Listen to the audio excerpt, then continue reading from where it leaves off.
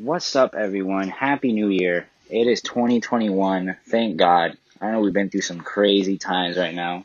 My name is Noah Slice. I'm actually starting on a New Year's resolution, which is making content for YouTube. Especially in these trying times, I've been doing nothing but playing video games. I also make music as well. But I have nothing to show for it. So I decided it would probably be best to go ahead and actually start something for YouTube and share with the community overall. So I wanted to actually go ahead and share my first thing, which is I love playing Tekken. Absolutely love playing Tekken. There's just something that the game does that I don't think anything else can really replicate besides some other fighting games. I also wanted to share information as well with people who are trying this game new. Season 4 came out still not too long ago.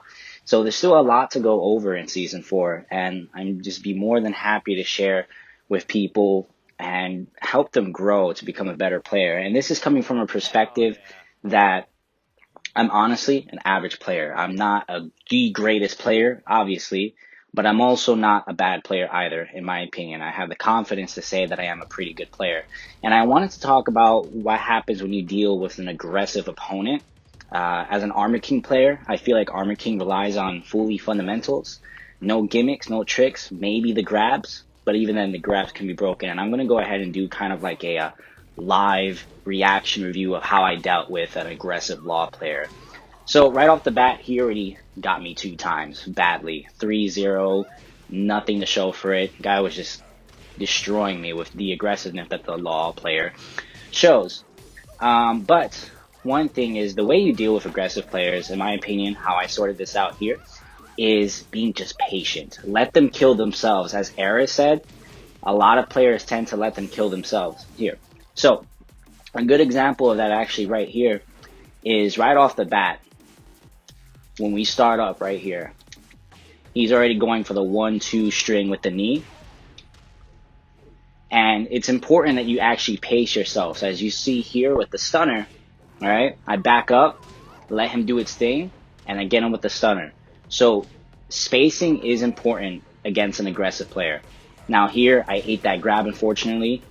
That's not really gonna, I had nothing to show for it. But again, patience right here.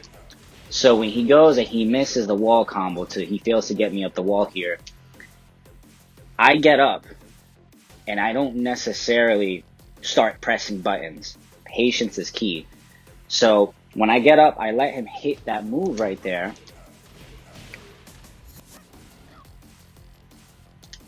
And instead of pressing a button right here, I let him do its thing. And I get that. I honestly could have launch punished that, but of course, I don't know the frames. I didn't realize I was minus 17. So at the wall, I could have launch punished, but still, it's okay. I hit him with the back 1+2 for the punish. Again, patience. Another thing too, in the first 2 rounds is I'm scared of his lows, right? He's harassing me with the lows here.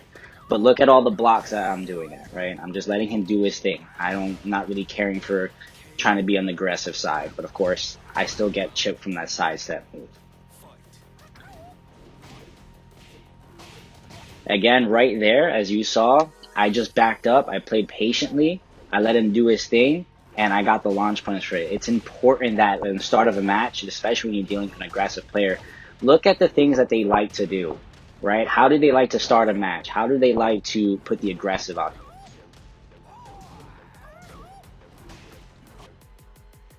And another thing right there too, when you're playing against an opponent, it is important to know your strings.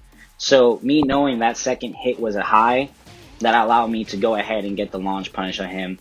Allows me to get to the wall, but of course I mess up my combo there. And then I stay on the ground, as you saw right there, when he gets me down. Because I don't want to take mix-ups. And it's another thing, too. Sometimes it's okay to stay on the ground. Sometimes staying on the ground will lead you to better rewards. It can make them with. Or, they probably can't get the appropriate punish or good damage on you for staying on the ground. So that's why he just did that. I will take the damage. That's okay. Because now he's on the floor. And now here I am on the ground. I missed the punish, okay? But again, key thing is against aggressive opponents, you have to be careful how you place your buttons. You don't want to go and just because you block something, try to go ahead and immediately punish with a jab or something. per se, because then that's how they make you whiff. That's how they get counter hits on you. You don't want that. I didn't duck that string. And then right there, you see what happens? I'm scared of lows. So what happens? I keep ducking lows to get to me with the mid. So now here we are, 2-0. It's not looking good for me.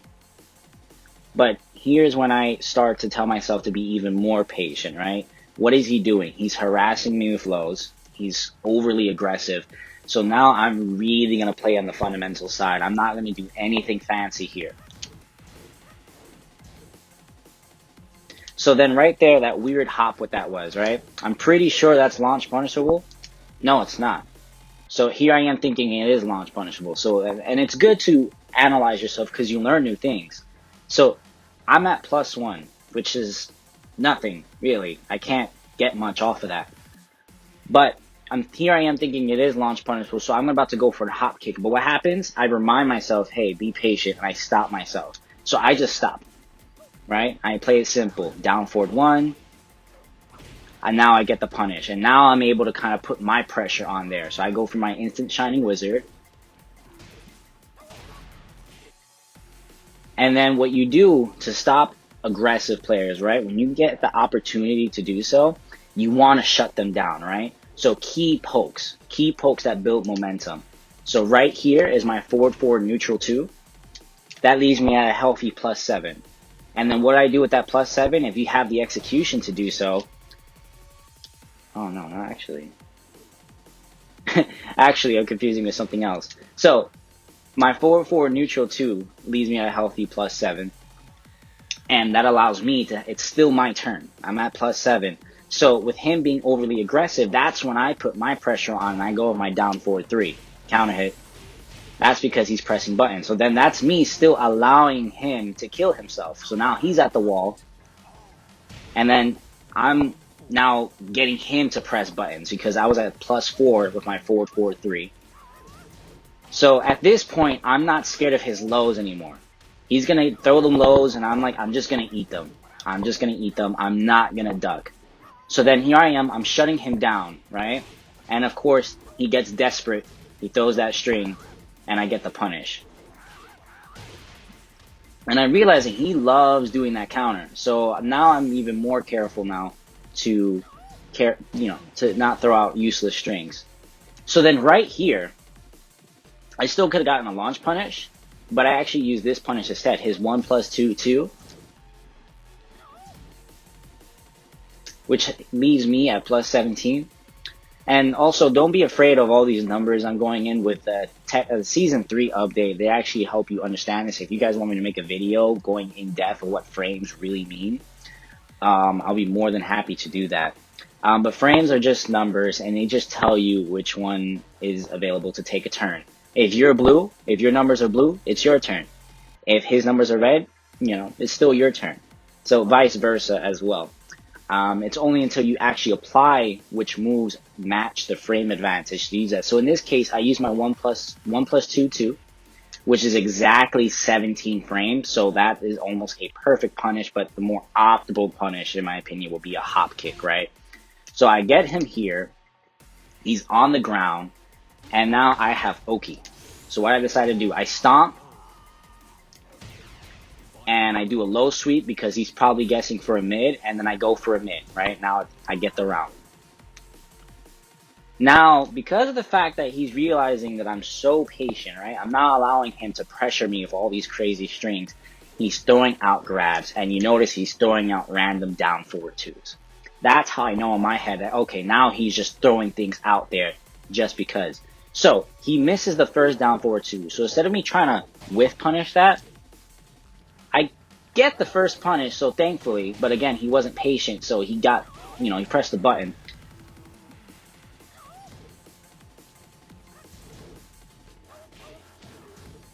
Now he's being careful. And then, of course, with his junkyard string, I have to eat the mix-up because of the fact that I didn't low parry the second hit. So what do? Again, patience. Then I get the punish, and then I get my instant shining wizard. So now he's going to keep throwing lows to get my life bar into an equal situation. And then he's going to keep throwing lows. Or, excuse me, throws. So you can see there, as you saw, he went and what? Used 3 different throws, right? After the low. That's 1.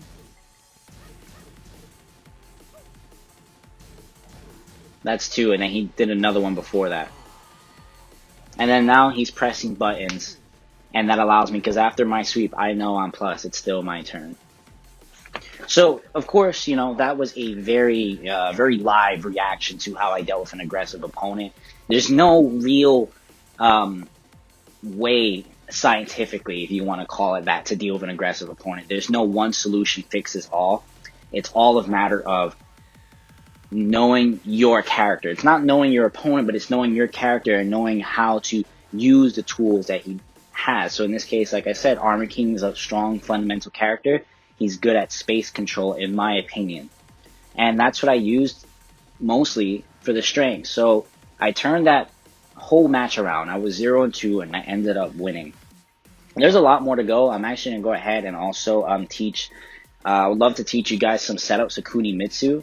And it's more teaching you how to deal with her setups, not necessarily how to use her setups. Of course, there are other players that know her setups a lot more than I do. I'm a first-time Kunimitsu player in Tekken 7. I've never used her before, but she's super fun. But what I realized as well is a lot of people don't like fighting her, and that's simply because of lack of knowledge of knowing how to defend the character. So I will be doing that next, but I hope this somewhat helped how to apply what I used to your next match when you are dealing with an aggressive opponent. But I'll see you guys next video.